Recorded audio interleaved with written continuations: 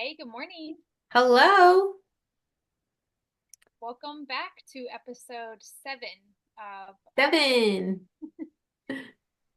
Talk Trashy podcast. I'm happy to be here. About 1 week out from being back on trail again. Yep, how are you feeling for that? Good. I'm ready.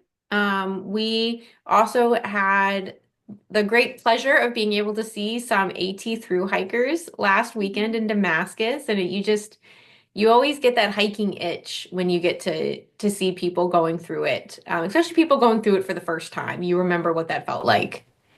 Yep. And it was, I think, exciting to go back and see Damascus and see like the through hikers and stuff, especially coming through around the same time that we did and seeing how different the trail looks. Because Yeah. when we went through around that time, it was snow covered and Hmm. everything. And then last weekend, it was beautiful, hot. I even got sunburned out doing trail magic. So, um, just a very different experience, but very cool to meet some of the AT through hiking class of 2025. So we wish everybody luck out there on any of the trails that you're on. Hmm. And that's had you kind of nostalgic this week, hasn't it? Going out there. Yep, yep. Which leads nicely into our topic for today, which is discussing the first 100 miles on trail, Mhm. where we're going to be talking about kind of our experience of the first 100 miles on trail, specifically for the Appalachian Trail, because that is the trail that was our first through hike ever. And so I think we learned a lot on that trail within that first 100 miles. So, thankfully, when we were on trail, Riveter kept a very good journal, like a daily journal she would write in of what had happened and some of the highlights. And she was nice enough to rewrite, like handwrite these journals over for me to have a copy. So I have my very own copy of the journal. And so I was able to kind of look back at what our like first 100 miles looked like. And I was surprised by how many things I like reread in there. I was like, oh my gosh, I forgot this happened. Or like, we did a lot in 100 miles or went through a lot between weather, um, mice encounters, and I think just like mental and emotional kind of like figuring things out. One of the things that really stood out to me, though, that I think was funny was that we didn't have trail names yet. So you in this section are referring to us as Aaron and Maggie, Hmm. which is so different. When I refer to like on trail, I like always revert back to like your trail name to Riveter instead of Maggie. And so I was reading this and I was like, who's Aaron? Oh, so that was funny. But I did kind of jot down some notes of things that were like of tallies of things. So within the first 100 miles, we got two trail magics. Wow. Um, yep, which I was like, is that right? And then I remembered we did get two trail magics. Hmm. We had one snowstorm. We had 2 days of rain, which it felt like we had like 5 days of rain, but it was actually only two. And When it's not 24 hours straight. it feels like it's a long time. Um, one mouse encounter. Um, and over the 100 miles, it took us 8 days. So we're kind of recapping our first almost like week on trail. Hmm. So let's kind of like start from the beginning, I guess, like that very first day. I know we've kind of chatted about this before about what we decided to do like at Amicalola and like kind of starting off, but more in the sense of like, were you nervous, excited? Like, were there last minute things that you remember that we were like, oh shoot, we didn't think about this or we needed? Like, yeah. I think so. The night before we started, we stayed at the Amicalola Lodge. So I mean, like we were right there where the trail was where we were going to start the next morning, and our whole family was there. Our parents, another one of our sisters, and both our partners were there. So we had like a huge support system to get us started and staying the night with us at the lodge.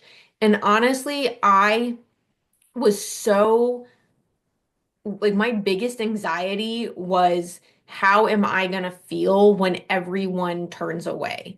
Like when it is you and I by ourselves, I was almost stressing myself out about trying to predict how I was gonna feel in that moment of trying to like I'm not even like worried about, having to say goodbye. I'm like worried about what my reaction, my future reaction is going to be to saying goodbye. So I'm almost trying to like calm myself down like preemptively. Um, and I think that was me getting in my own head a little bit. And I also don't know how much of that was naivete, where in my mind, the worst thing that was going to happen on this trail, the thing that was going to be the most uncomfortable was going to be having to say goodbye to friends and family. Um, the thought of like physical discomfort or like being outdoors on end did not even cross my mind as something to be nervous about. I agree with that. I definitely felt like the same way where it was like it didn't really become real that we were through hiking until like everybody else left. Because we like hiked with them for the first like 2 miles on trail, and then they turned around. And I think at that point it was like, okay, like we're out here, like by ourselves for the foreseeable future. I remember after saying our goodbyes and everybody turned away, I think we like hiked in silence for a little bit. Like I think we were both kind of I don't know, like kind of like working through those emotions. And it's funny that I feel like we both had the same kind of like mindset Mhm. of that, and we just like didn't talk about it. We were just like, okay. And in that moment when they turned around, it was not the emotion that I was expecting to hit me. Like I thought I was going to be upset from a standpoint of like I am now not going to see these people for months. And more of like the missing factor. I was actually okay in that moment. I was like I guess had mentally prepared myself well enough that I was okay for that. The part that struck me was the oh, now we have to figure everything out. Like it is between the two of us to figure everything out, which you and I have been on backpacking trips before. Like we have backpacked together. We've been in the bottom of the Grand Canyon together. So like I knew we knew how to pick a camp spot. We knew how to set up a tent. We knew how to hike, but I don't know why in that moment I was like, there's no one here to tell us what to do. Like we have to figure out every single move. And that part panicked me for a little bit. I love that because I feel like it really hits on the dynamic of like an older sister, younger sister, because that didn't even really cross my mind. I was like, well, at least I have Maggie here to help. I mean, that is a benefit of hiking with someone. Yeah, I mean, and specifically with your older sister, I'm like, she'll manage it. Yeah. Um, I will say that first night, so we hiked 15 miles that first day and got to our campsite. And we've said this before that like there were like multiple hikers that had signed up for that day, and we didn't see any while we were hiking. We saw like a couple at Amicalola at like the actual like lodge, but then after that we didn't see anyone. So we had like set up our camp and everything, and it was a cool like little campsite. We had plenty of room.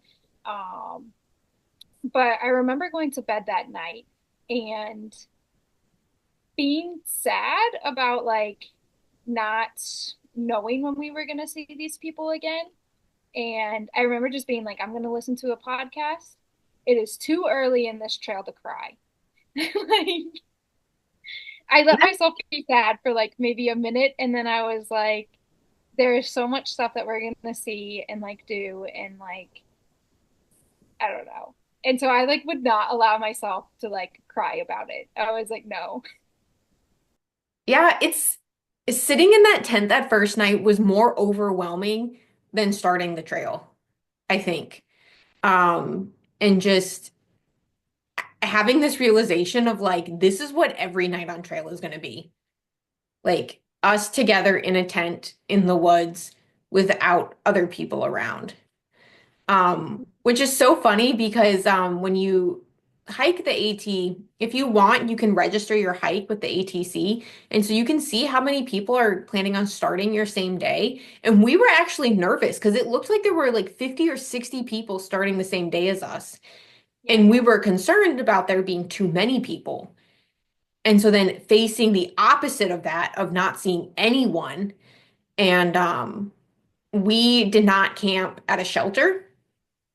Just having had experience backpacking in national forests and, also just being from the East Coast, um, we looked for campsites that may not have been marked on Far Out.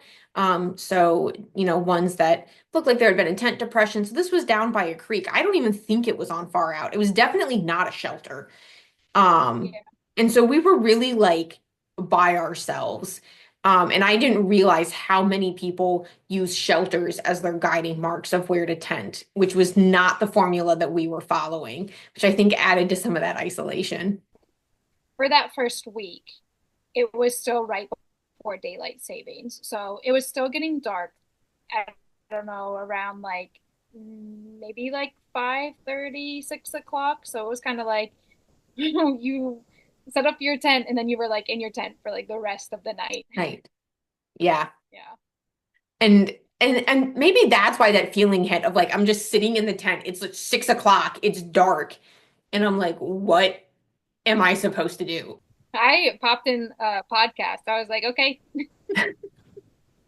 I'll talk to you in the morning, I guess. But I think a lot of people are afraid more, not even of the mentally, but physical aspect. And I would say that's kind of where we actually probably were a little bit different from other people, that I felt like that was not something that we were as concerned about. Mhm. And I feel like we felt pretty good, like physically. I would say at least the first like 2 days. When I go back and read through like the rest of the week, there are definitely like aches and pains that start to like come about. But those first like 2, 3 days, I feel like physically, like I felt good. I didn't really have any blisters at that point or things like that. Mhm. Yeah, if I remember correctly, we did Like 14, 15-ish miles. those 14 miles felt good. And that kind of, we were just kind of going with, if this feels good, we're going to keep doing it like this. Yeah. Yeah. It's not until we got to Kelly Knob that I think that's kind of like where physically I think things started to shift a little bit. Hmm. We both started, I think, having some aches in our like Achilles. I think you more so though, and started really utilizing that KT tape for that. We had some blisters that started coming up. I think that was kind of the majority of like the physical ailments that we were having at that point. Hmm. But that came with the benefit of just like living a pretty active lifestyle before going onto trail that allowed us to, I think, transition a little bit more comfortably. Um, and then Yeah. knowing once we did kind of have these things that come up, knowing that this is a little bit more unusual for my body. So it probably is the demands of hiking that is like making me feel this way. Hmm. Yeah. And it really isn't that we trained specifically for hiking. Like we didn't go out and hike every day. It was just the regular fitness routine. Yeah. That I think really helped with that. I agree with that. So overall, like for those like kind of like first like impression days, like were there expectations that you had? Did they meet them? Or were you really going into it trying not to have expectations? I think so. I did not do a ton of research for the AT. Aaron invited me. I said yes, and that was the extent of my research. when she was buying new gear, I would ask her what she was buying, and then I would just buy that same thing in a different color.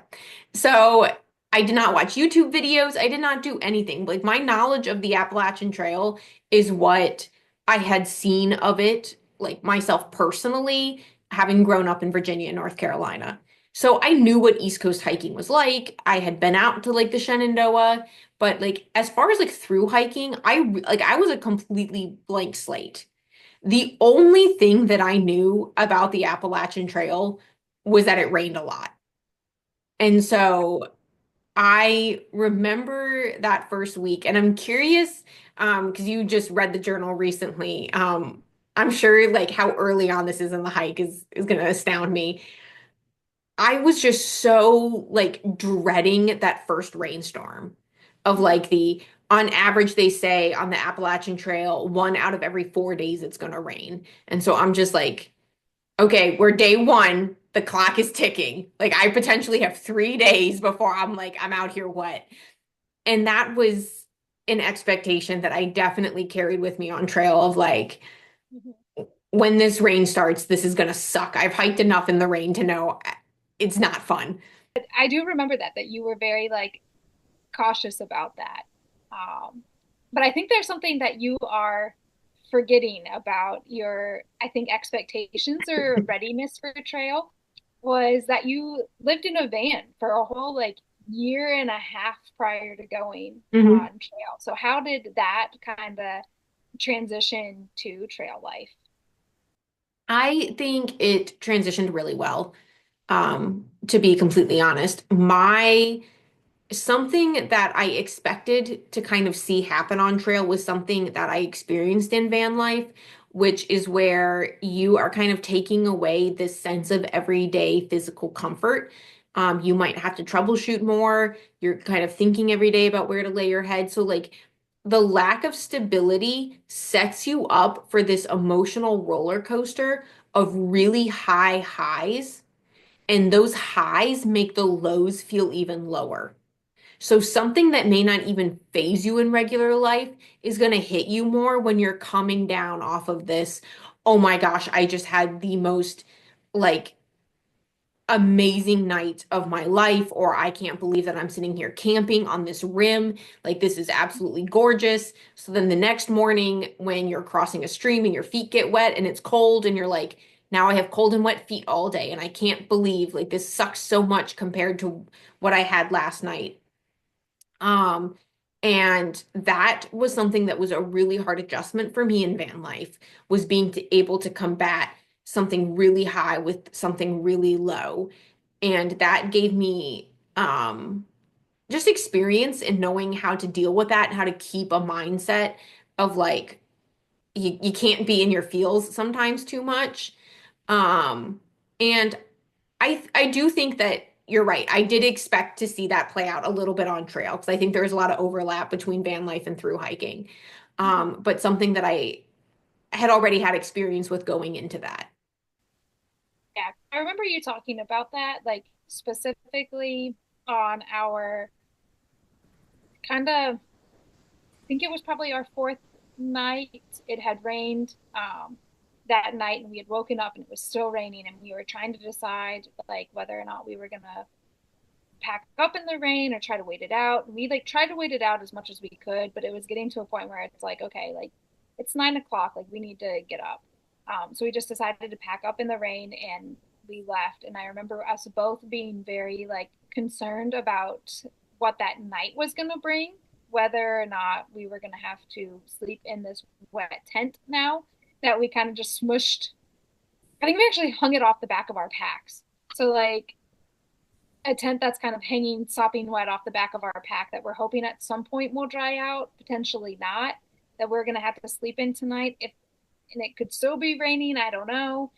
Um, And it was cold. yeah, and it was cold.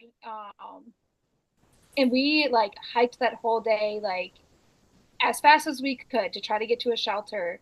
That was the time that we actually were like, okay, we're going to try to get to a shelter. Just to hopefully get a spot there so we don't have to sleep in this tent. But now you're competing with other people who are trying to shelter, hop too. And so it's kind of like I remember feeling a lot of stress that Mhm. whole day until we got to the shelter. Um, and I could definitely tell like that whole morning was like super gloomy. It was raining. Eventually the rain stopped, but you still like didn't have any sunlight. And I remember being like, I don't think I'm having fun. Like, I don't want to quit, but like, wow. I did not realize how much like the weather and even just like not seeing the sun would impact how I feel. And I feel like you did a little bit better with that whole situation. Um, and as we were coming closer to the shelter, so this was right before, or I guess right around the time that we had to hike up Kelly Hilly Knob, knob. the sunshine did end up coming out. It ended up getting nice.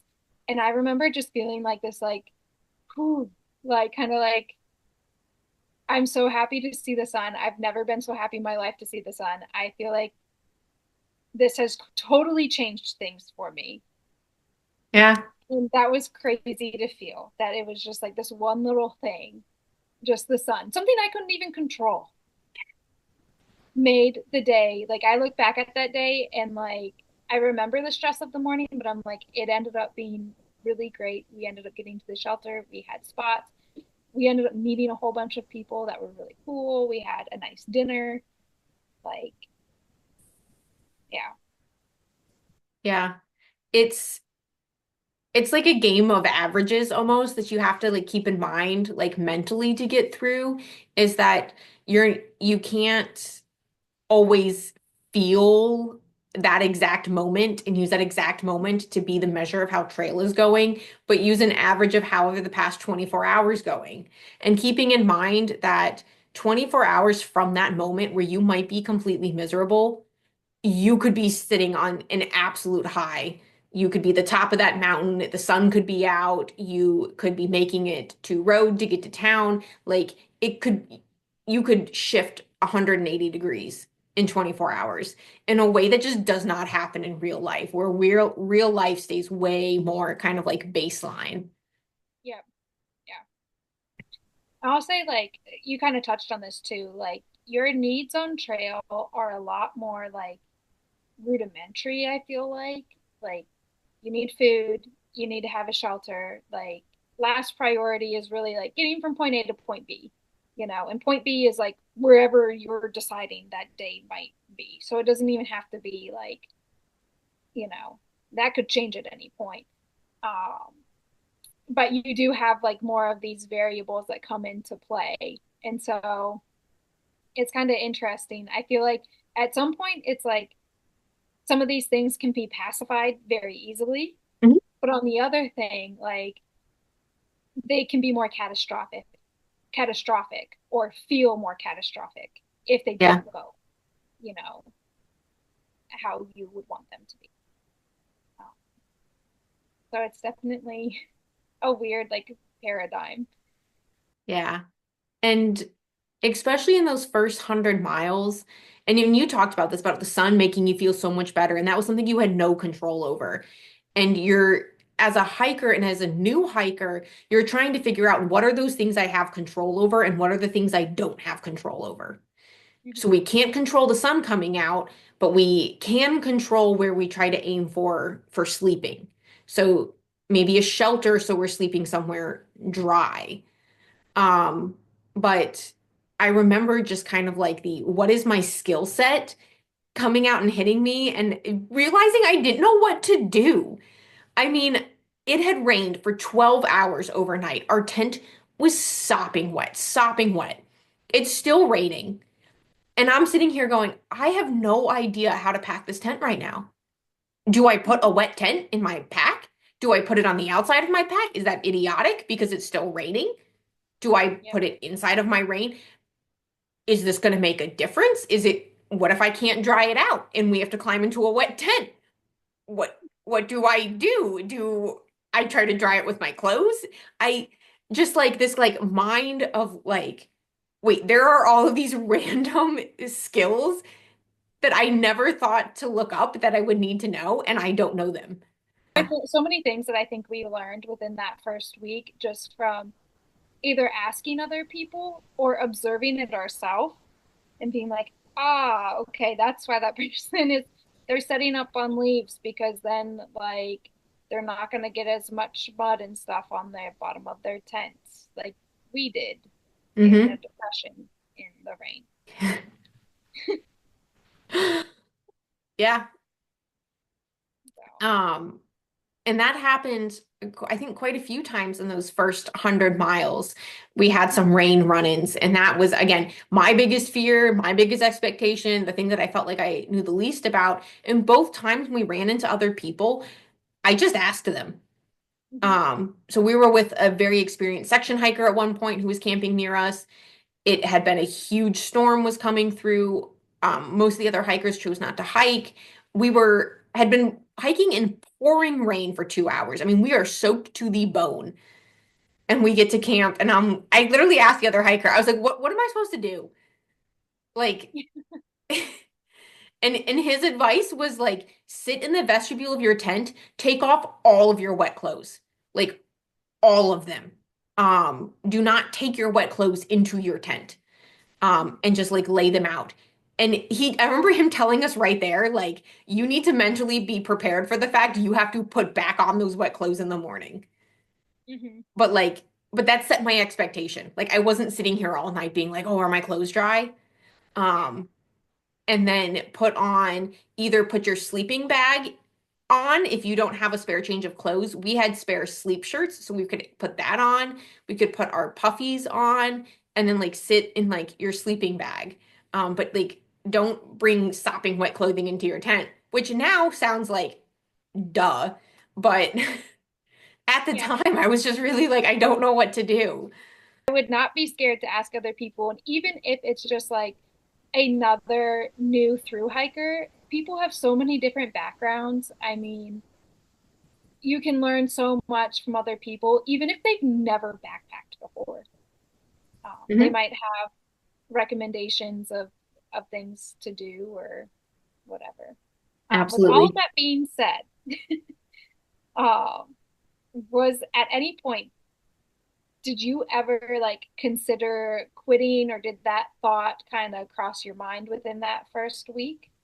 No. Um, I will say I didn't consider quitting the trail. And I think that was just out of stubbornness of like how much I had gone through to be on that trail of quitting my job, of getting our partners in a living situation, like leaving van life to go do this. So there was a part of me that was just not going to let that happen. But with those rain experiences we had in those first 100 miles, I was quickly coming to the realization of like, this might suck. Like I'm not getting off trail, but this might suck. Yeah, Um, and I don't know how long it's going to feel like this, but it might. yeah. I'd say Um, the same thing. so what about you? Did you have any quitting thoughts in those 100 miles? Similar to you, I kind of also felt like I had done a lot in my like personal life to prepare for this with like quitting a job and like leaving a partner and all that kind of stuff. So I was kind of like, this isn't just me that it's affecting if I quit. And honestly, I mean, even with the rain and everything that had happened, I still overall was having a good time.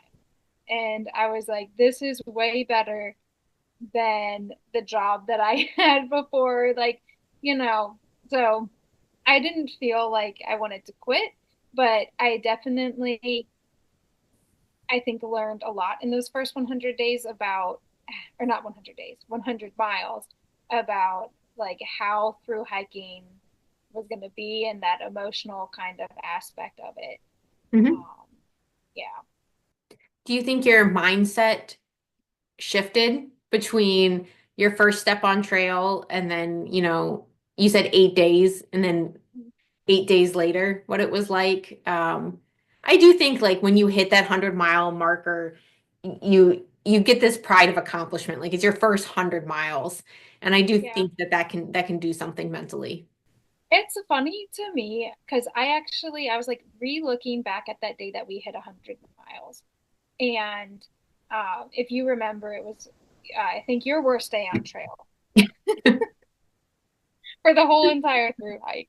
It had snowed that night. We woke up, it was freezing. You had gotten your bag down, and a critter had chewed through your like food bag and Through your my breakfast. and then we only did, what is it, 13 miles that day. I say only, but we did 13 miles. And it was snowing and it was just getting colder the more that we were hiking. The temperatures were dropping. Um, and I remember getting to that 100-mile point and like we took a picture and everything, but I think what was more like to us like exciting was that it was going to be our first time going into town and having to really resupply at a grocery store and staying at a hiker like hostel kind Mhm. of thing with other hikers. I remember just being completely enamored by the idea of having loner clothes. I was like, what is this?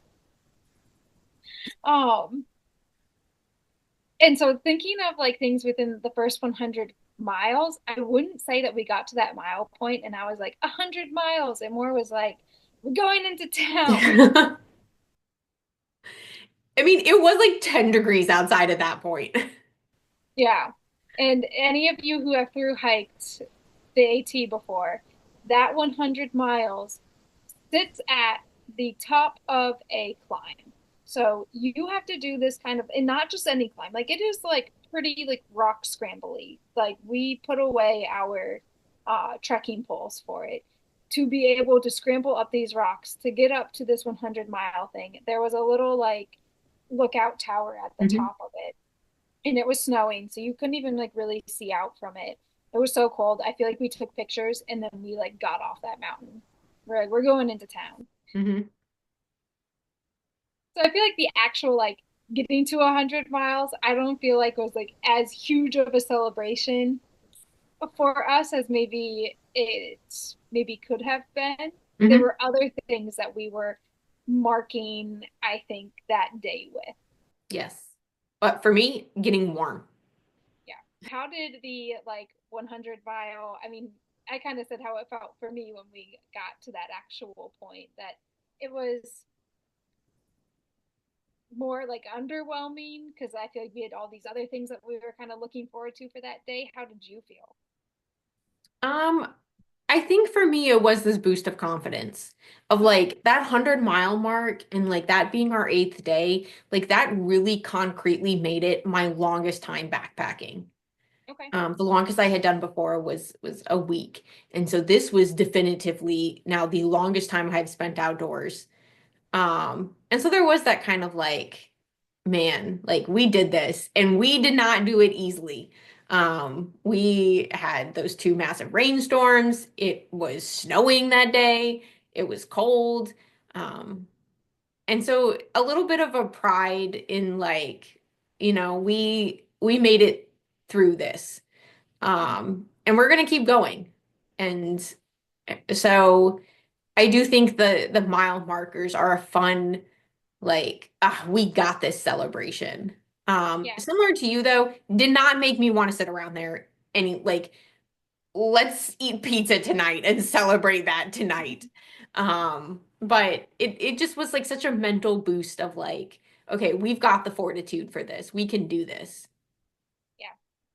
Especially if you've been doubting yourself that week. Like when you've just been constantly faced with the, am I prepared for this? Do I know how to do this? And then to get a win and be like, you know what? Maybe I do know what I'm doing. Or like, if I don't, I'm like, I'm figuring it out okay. Yeah. I would say on the AT, you have like these different markers, right, to kind of tell you how far you're in trail. And so the 100-mile marker is a big one, especially if you haven't like through hiked before. It's like we've made it 100 miles.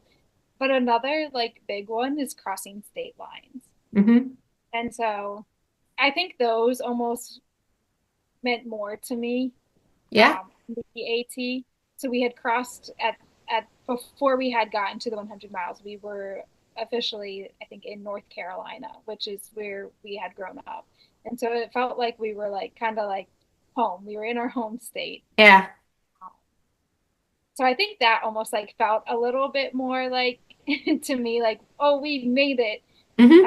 Even though that was only like maybe 70, 80 miles in. So not too far off from the 100-mile mark, but that felt good that we had like completed a state. Hmm. Finding those small accomplishments, I think what ended up being something I did not anticipate being as meaningful. As like you cannot think about this as an over 2,000 mile hike. Like if that is your viewpoint, you are going to feel like you are making zero progress at all Yeah. times. And so coming up with these accomplishments of like, okay, we only have 20 miles to the next 100-mile marker, like things that you can be excited about along the way, except, that's not just the big grand prize. Yeah. I think that's why people like break it down into those like smaller chunks into like the states, or even Hmm. like if you go over on the PCT, you have like the different climates. So the desert part, and then the Sierras, and the NorCal, Oregon, Washington. Like you have these like kind of broken down into more digestible parts. Hmm. Is there anything that like you learned about yourself, either like that you noticed within that first like 100 miles or first week, or now like looking back that you're like, I have learned this about myself within like looking back on that time? I think I learned to trust myself more. And that, I mean, that happened so fast. We had two times in those 100 miles where I felt like we were making decisions that other people were not. And it really messed with us mentally. The first being coming out of Neal's Gap when I mentioned that one of those storms, and I mean, every hiker that was at Neal's Gap was going in. Like they were waiting for shuttles. It was, this is going to be a thunderstorm. You can't stay here. And our thought was like, oh, well, like, we're from the East Coast. It's rain. It's going to be a storm. Like, we didn't know that you shouldn't do this. I am now calling hostels because so many people have been like, we're all going in. Everyone's going in. Like, all 20 hikers here are going in. No hostel has availability. So at this point, I'm kind of like, well, out of our hands, we have to go hike. And that is when a section hiker came through and we saw him continuing on. And we were like, hey, we're going on too. Can we just follow you? Like, Mm-hmm. let's see. And it was totally fine. It rained for a few hours. We were further down trail. We had proved to ourselves we could do it in a way that we never doubted whether we could do it, but the people around us made us feel that way. And then um we even when that snowstorm was going to come, it was in the weather predictions. We knew the temperatures were going to drop, and so we had planned 4 days out. We're going to have to get to a town to go inside. Our gear's not rated for the 0-degree temperatures they're calling for, and we passed a ridge runner, which are typically volunteers. Mm-hmm. And he asked us, hey, did you know it's going to get cold in a few days? Are you ready? And we said, yes, this is where we're getting off. And he straight up looked at us and was like, you're not going to make it there. And we're like, well, we get to do 15 miles a day. And he's like, you're not going to make it there. I mean, to the point where after he left, we're reopening the guidebook and the maps, being like, did we Did we read this wrong? recalculate? Yeah, did we calculate our mileage wrong? Yeah. And no, we're totally fine. We made it there without a problem. We did our 15 miles a day. It wasn't a great plan. And those two experiences within that first week told me we know what we can do. Like we need to trust our guts as much as I'm also feeling this like, do I have these skills? There's also a point where like we're more skilled than we think, and we need to trust our gut. And if our instincts and our gut are saying like, hey, you can do this and this is reasonable, then we cannot be fear-mongered. And I feel like we learned that pretty instantly. And from that week on, we really stuck to our guns with like, nah, we feel confident.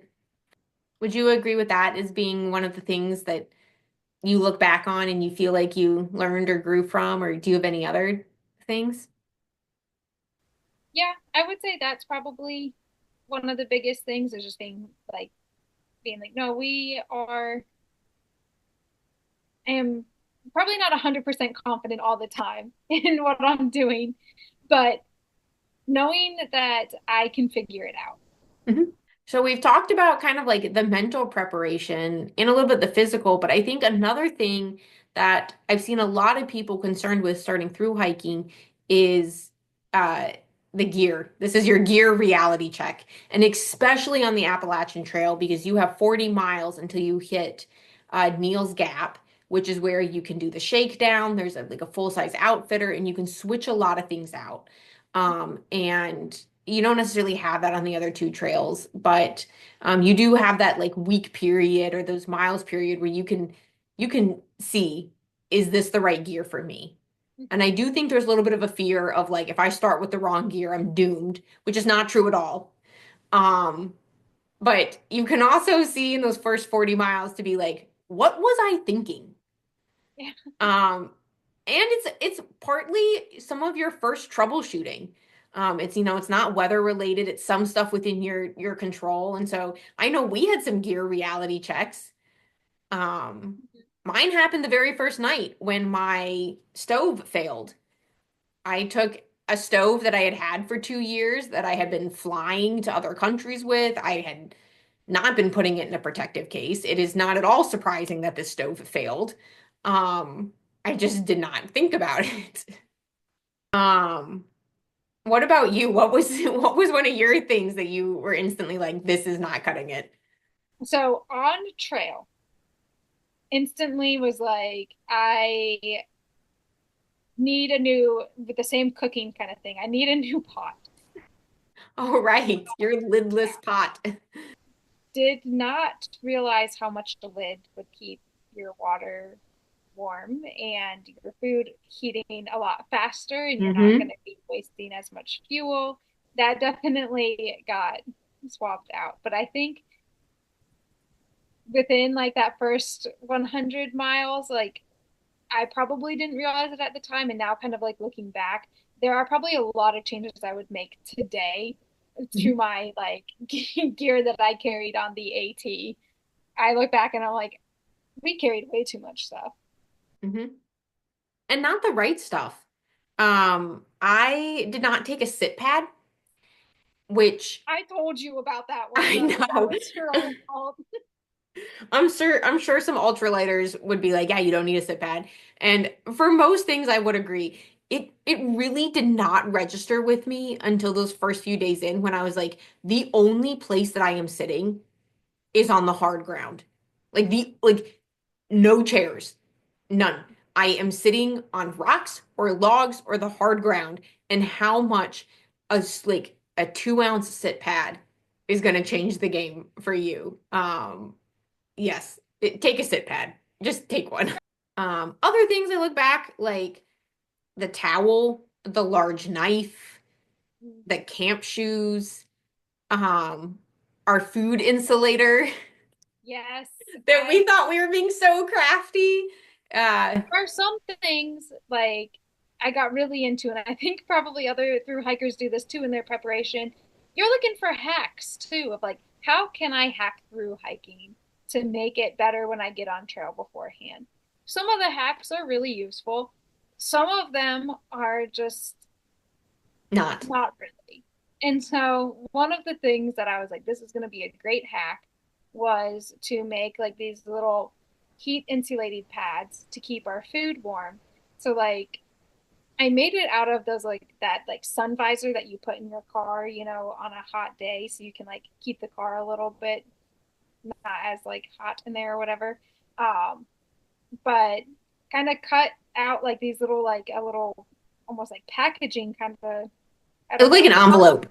yeah, yeah, like an envelope that we could put our food to sit in when it was like still getting like hydrated from the hot water. So in theory, it would help it kind of cook and Mhm. so that we could save a little bit of our fuel. It ended up not really working as well as I think we were hoping it would. Partly is that I am way too impatient. I'm not going to sit here and let it like hydrate for another like 10, 15 minutes. I'm like, no, I want to eat it now. The other part is just it is extra weight for something that wasn't as useful as we thought it would be. What would have been more useful is just having the lid for my pot. I was like, you can achieve the same effect by just leaving your food in the hot pot. Yes. So there were definitely some things that we kind of like learned. And we were like, oh, okay, we thought this would work, but maybe not the best. Mhm. Yeah. And keeping just like remembering that none of that was the end of the world. Hmm. And I feel like we did a really good job with that. We were just like, well, let's get a lid. Let's get a new stove. Hmm. Like we will have that opportunity and that chance too. And you had your stove fail on the PCT and we figured it out. So, And gear I had failures on the happen. PCT, yeah, on the PCT the first week, my sleeping pad Oh, I stopped had a working. hole. Yeah, so it was just like, things happen. You got to get in this like nothing's ever going to be 100%. And none of these things are individually going to cause you to fail a through hike. You can, you have the ability, you have the means to get what you need to be successful on the through hike. And something like gear going wrong isn't going to stand in between you and a completed through hike. Yeah. So overall, like when we're talking about this, I feel like we have talked about everything that went wrong in the 100 days.